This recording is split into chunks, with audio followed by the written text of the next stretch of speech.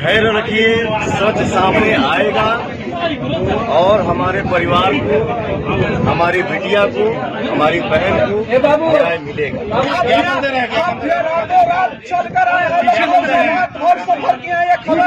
खुलासा निकला है। पीछे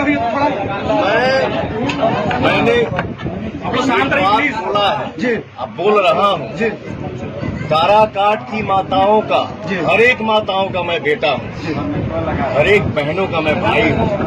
ये रात भर चलना क्या होता है? अपने परिवार के लिए जिंदगी भर चलना होगा तो मैं चलूंगा नहीं, दौड़ूंगा। जान भी देना होगा तो जान भी दे दूंगा। पुलिस क्या कहेंगे?